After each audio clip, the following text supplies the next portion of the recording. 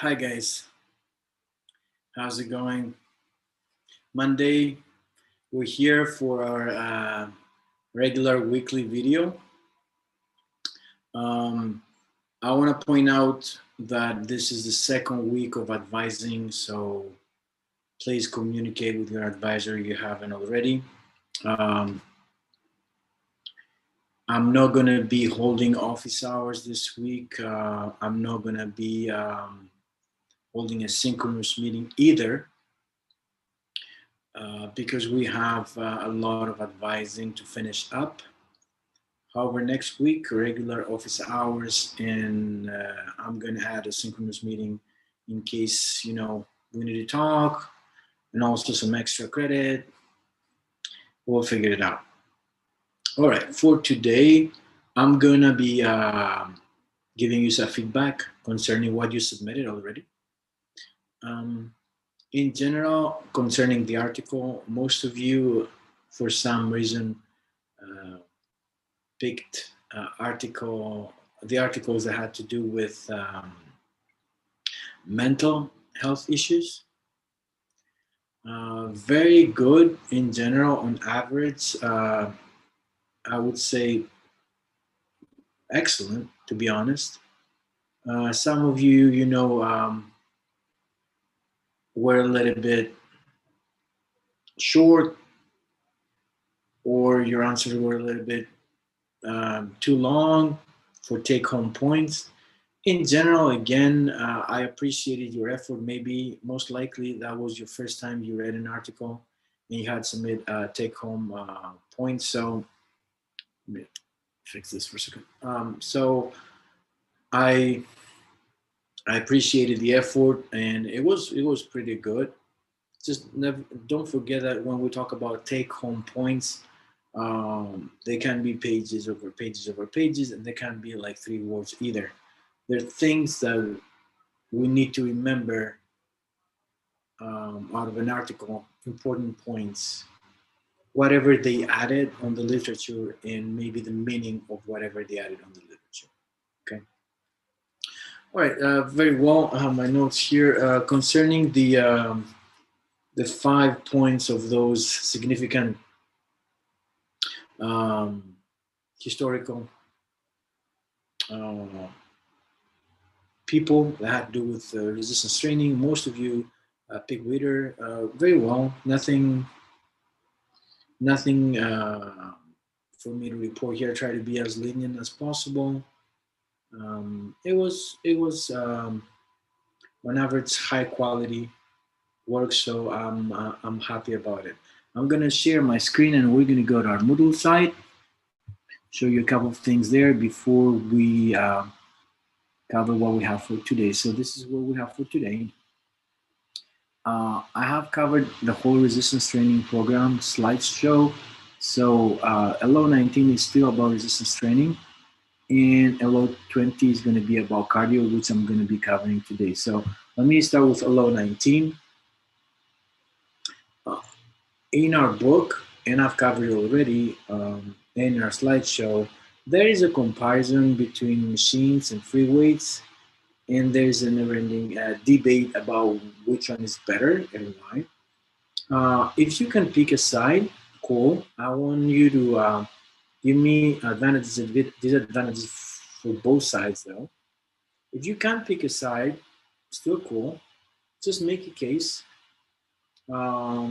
You can be, this is good for this and this is good for that. So there's no right or wrong answer here.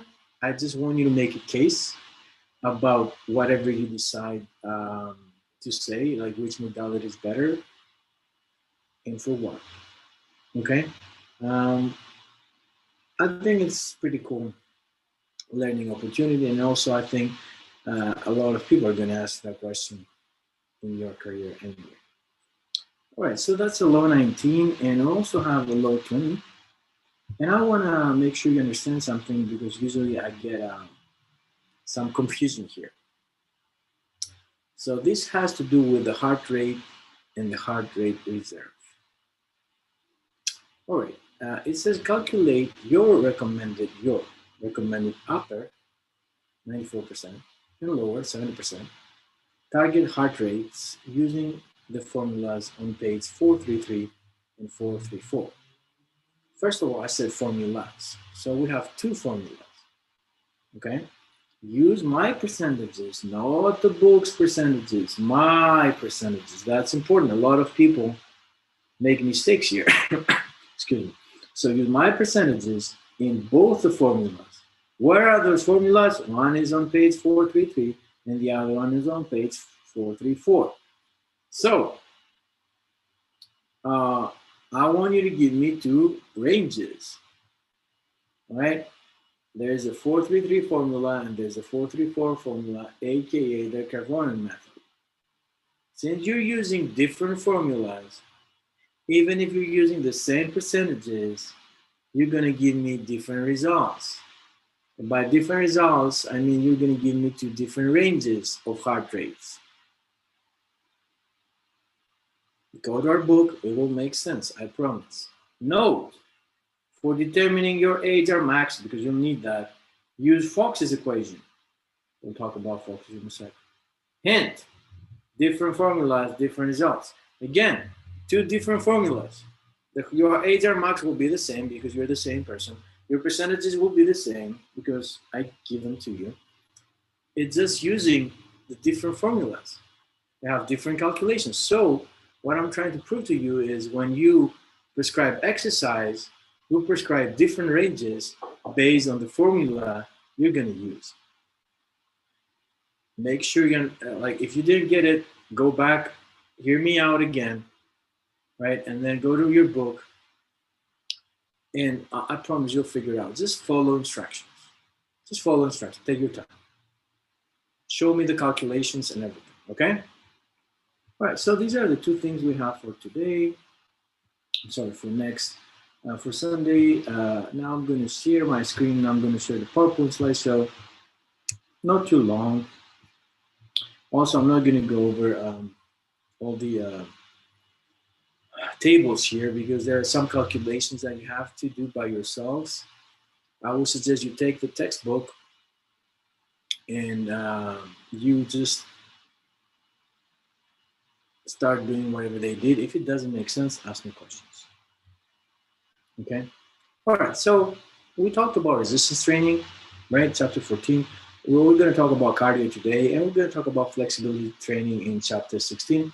And those are pretty much the most basic components of an exercise program, right?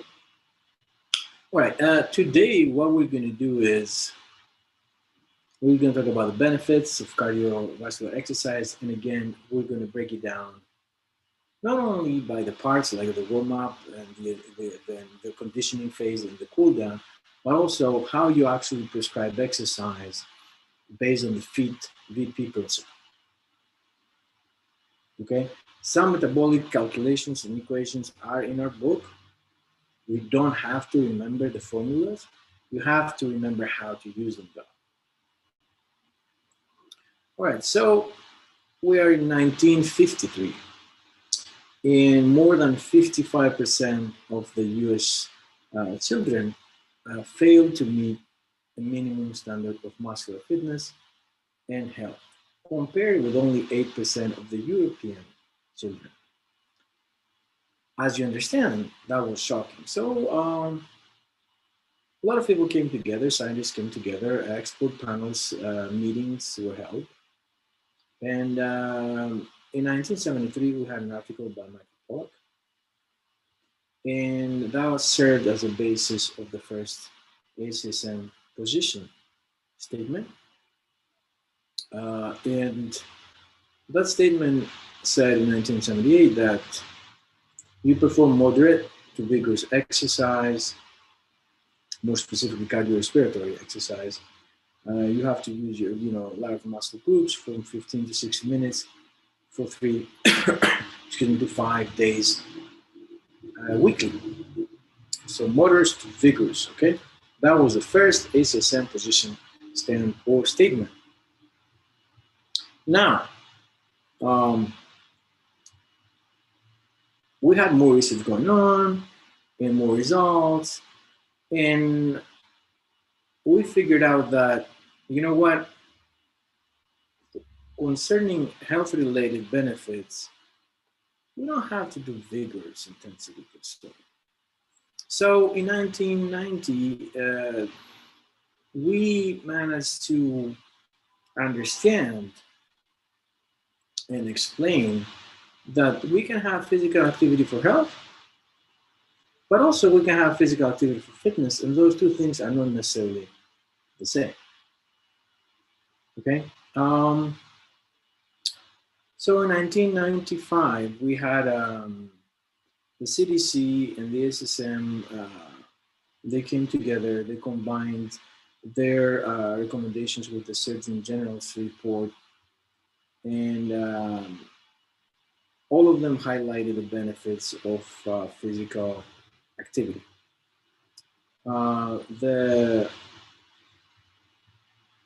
The documents at that point, we had more research, so they were based on more research and more evidence, and they talked about accumulation of 30 minutes of moderate intensity physical activity on most days of the week. The key term here that was very different than before was the term accumulation. So for the first time, we talked about accumulating 30 minutes, not 30 minutes straight up. Okay. Now we are in 1998. We have an updated ASSM position standard, which is interesting because at this point, that was the first time we talked about a balanced approach, and we added resistance training and flexibility training. So 1998, like it's not too long ago, right? That we figured out that we have to lift as well. That's kind of impressive, if you ask me. 2007, ACSM and American Heart Association report was talking about all healthy individuals aged from 18 to 65. They need moderate intensity exercise for at least 30 minutes in 5 days per week, or vigorous intensity exercise for a minimum of 30 minutes on 3 days per week. Okay, and that's 2008. Now,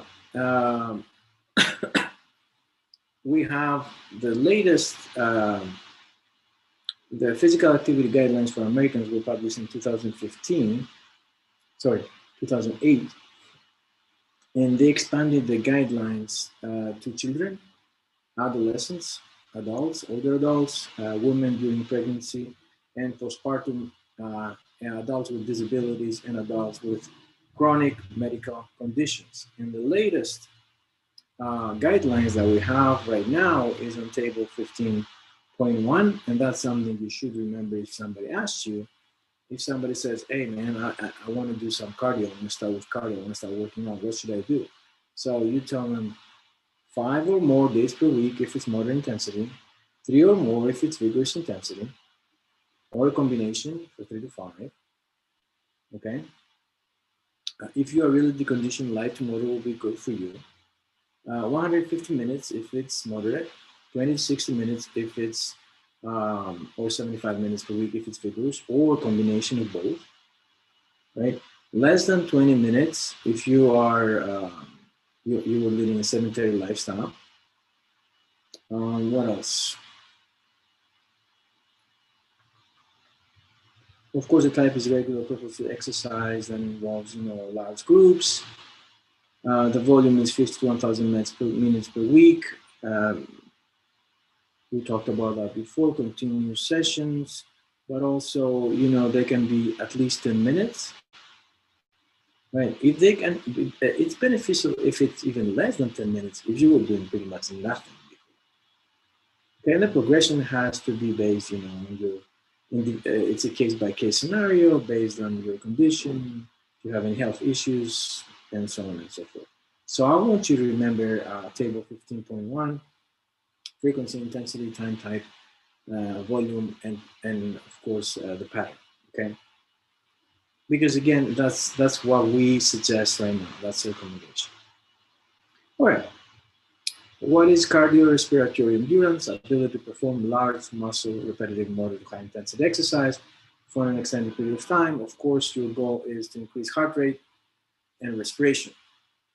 So you put a stress on your cardiorespiratory system and your cardiorespiratory system adapts. That's the goal with any kind of exercise. It's a stress, and we're putting our body through that stress, level of stress, in order to adapt and get better or more efficient. Okay? All right, so some general principles. We talked about resistance training and overload. Of course, we can talk about overload in cardiorespiratory fitness. And of course, now it's a function of enhancing the central oxygen delivery processes and the peripheral oxygen uptake mechanisms of the working muscles.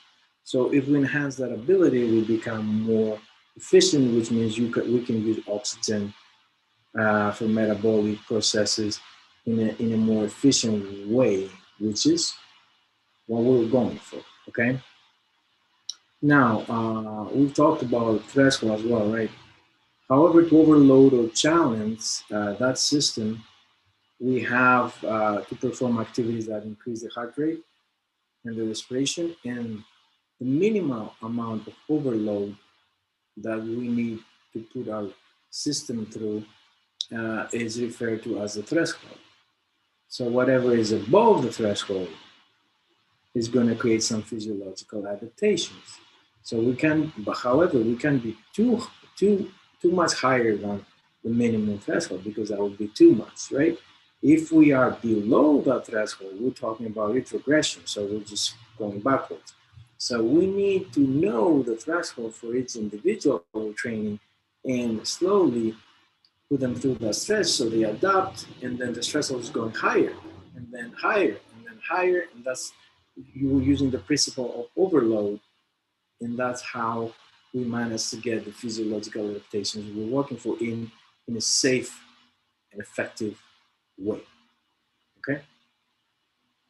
The benefits are, we have so much evidence, we have so strong evidence about the benefits of cardiorespiratory fitness, decreased risk of premature death, a reduction of all-cause mortality, and of course, if you have higher levels of cardiorespiratory fitness, there's an increased likelihood of habitual activity levels, increased habitual activity levels, which again brings you more benefits, and so on and so forth. I'm not going to go over this table. You see where you get improvement, you see where you get reduction, decreased morbidity and mortality. We explained that last week, right?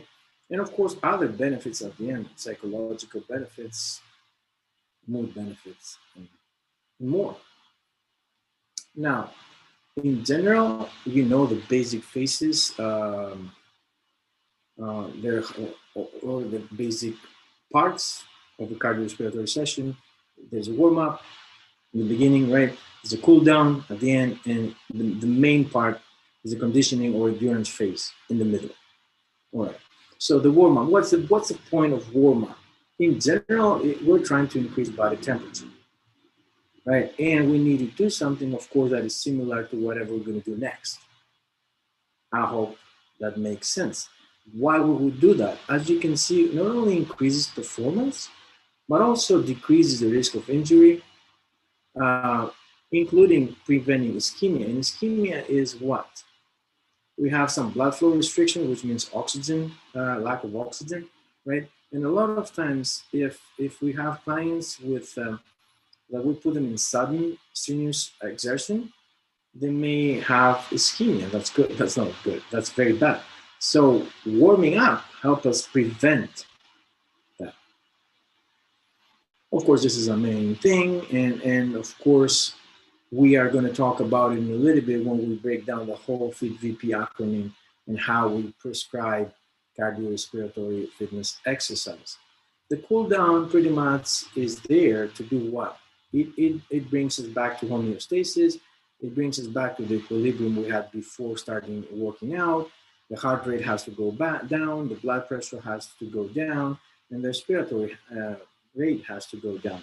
So we give our body the opportunity, right, to do that in a way that reduces any kind of injury or any kind of event. Because as you can see here, if we avoid hypertension, which is a sudden drop in our blood pressure, that will help us avoid dizziness. Of course, the cool down dissipates body heat, promotes removal of byproducts of metabolism like lactate, and of course, it attenuates rise in the catecholamines. And catecholamines are hormones, right, that come from your adrenal gland and have to do with a reaction to some kind of stress. So that comes down. That's always great, as you understand. It says approximately 10 minutes, sure. However, you need to understand that the longer the main part of the exercise, the longer the cool down, and also the higher the intensity of the endurance phase, the longer the cool down. Okay. Now, FIT VP principle, frequency, intensity, type, time, volume, and progression. We're going to break them down one by one. All right, we talked about frequency, right? 3 to 5 days per week. And it says here there's an inverse relationship between frequency and intensity. What does that mean? Well, that means that if your intensity is at the lower level, your frequency can go higher, closer to 5, right? If the intensity of your workouts is high, then the frequency has to drop to closer to 3. And I hope that makes sense, okay? Now, how do we measure intensity? Of course, it's really important to know where you're starting from, what's your baseline, okay? Now, in order to measure intensity, and that's kind of tricky, and I want you to spend some time going over some calculations at home by yourselves. We're going to use VO2R, which is your VO2 max minus your VO2 rest, okay? We're going to use HRR, which is your HR max minus your HR rest, okay? We're also going to use the rate of perceived exertion, which is from 6 to 20, or the modified scale from 1 to 10, usually from 6 to 20. And the higher we are, the higher the intensity. And then there's the talk test, which is very easy. You don't need any specific calculations, and the client will do it by himself or herself. And it pretty much says that if you cannot talk while you're doing cardio, that means your intensity is too high, so just drop it a little bit, okay? That's a talk test, which is great, again, because it's very individualized. All right, so here we have a table. I'm going to try to explain, nothing really crazy. On the left side, the left column is the intensity, goes from very low to submaximal or maximal, okay? And then we have relative intensity, and relative intensity is always, as you'll see, a percentage of something, okay? And as we go from low to maximal, it goes up.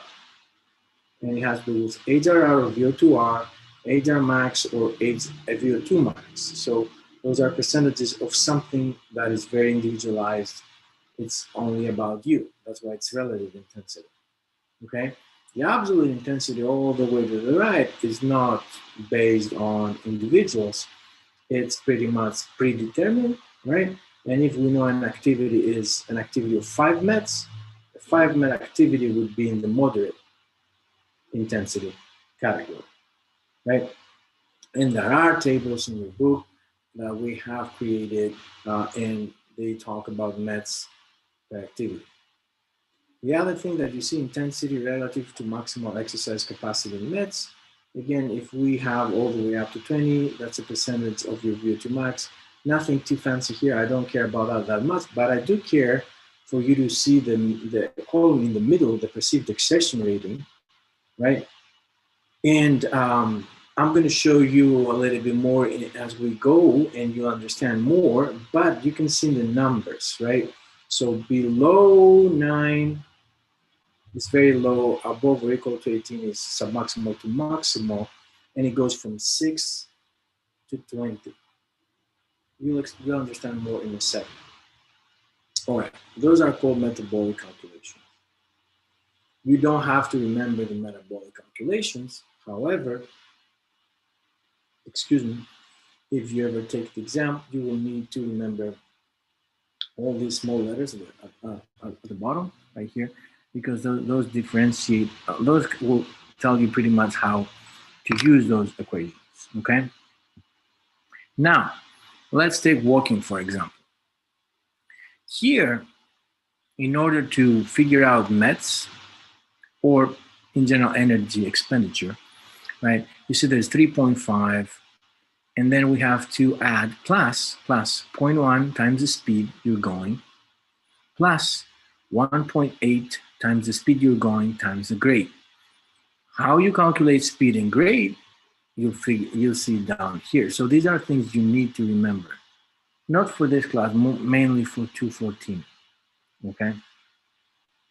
I'm just throwing out there, don't get crazy. But I would like you, if you go here, sorry, you'll see that there are calculations. I want you to play with some of them uh, at home and just try to find the same results. You see they're different from walking and running, but it makes sense because they're different from walking and running. And sometimes you're looking for the speed, sometimes you're looking for the grade, right? Those will help you. You will have one variable that's unknown, and you have everything else. A lot of times you have to make some kind of calculations based on all these small letters down here and put them in the formula and figure out the speed or the grade or whatever you're using based on some METs. You'll see when I talk about when you actually play with those, right? Here we have several equations that have to do with HR max. I will have Fox's, which is 220 minus your age, and that's what you're going to use in your LO. Don't forget that. But it's very inaccurate. It can be minus 10 beats per minute off. There are others, as you can see, a lot of times we use Danakas. But also in the right column, you see the population they're most accurate for.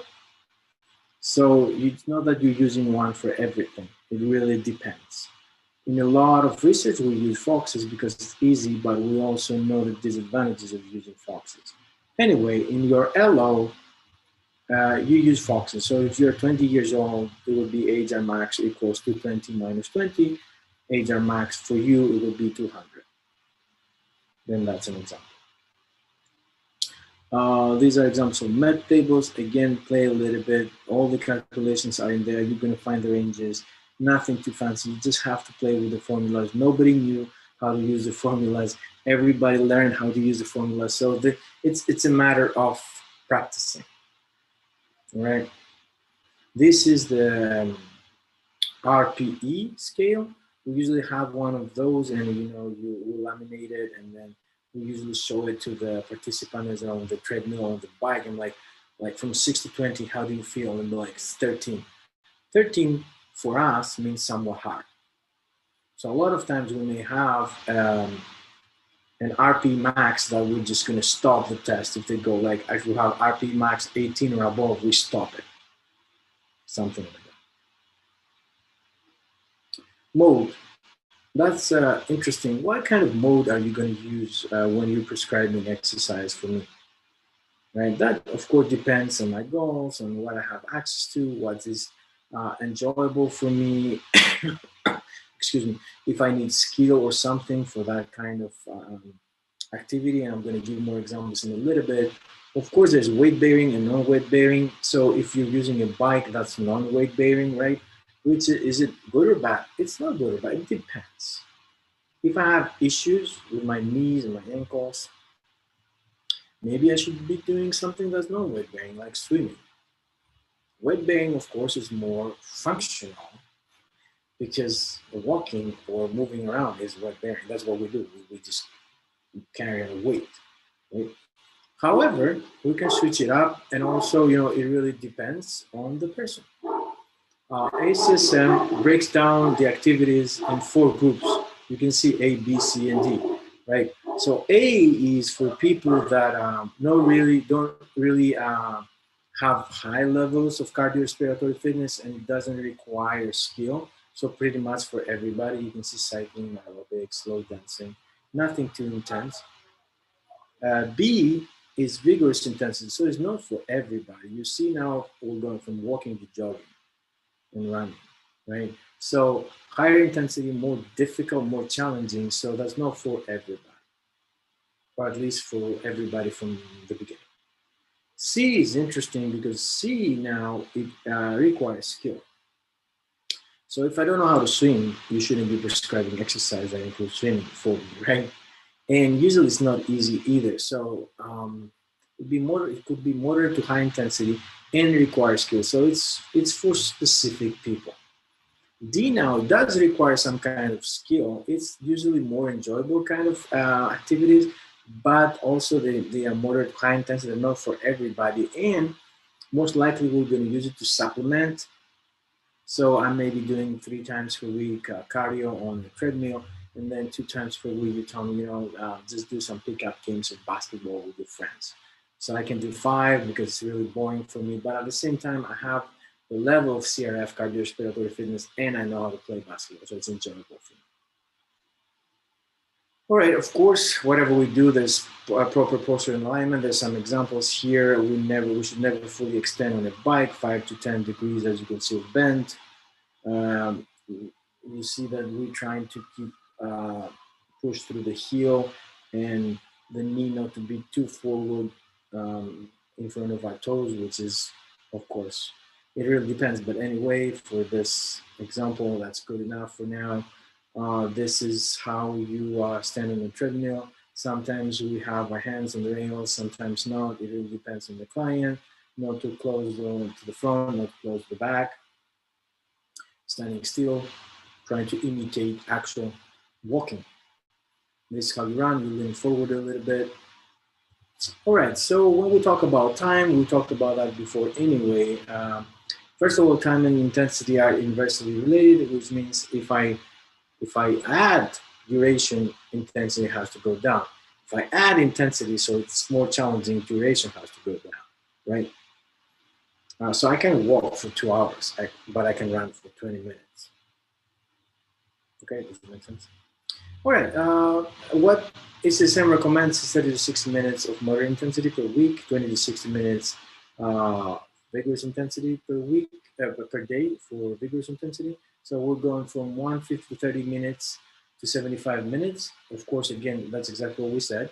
Time and intensity are inversely related, right? Or you can combine moderate to high intensity or vigorous intensity. If you want to lose weight and maintain it, even more duration is recommended. The volume is a product of frequency, intensity, time, and type, and it can be expressed in calories per day or per week or minutes per week. And again, you should play with some of those calculations. Nothing too difficult, I promise. Just take your time, grab a scratch paper, and then just start doing whatever they're doing, and hopefully it will make sense. If not, let me know. Progression, of course, you start, play it safe always, right? Don't try to kill your trainees. Start with something easier and build on that, okay? Of course, everything has to be individualized, gradual increase over the workload, these things. I don't really appreciate people who just print the same workouts for everybody, that. Not only they're not safe, but they're not effective either. But mainly, we care, first of all, about safety. These are samples. You can read them. Those are very good for somebody who has never prescribed exercise before. As you get more and more experience, of course, you can add your stuff and stuff from your experience. Weight loss, again, if you're trying to lose weight and maintain that weight, more minutes per day than usually. You can go up to 300 minutes per week of cardio. Okay, usually lower intensity.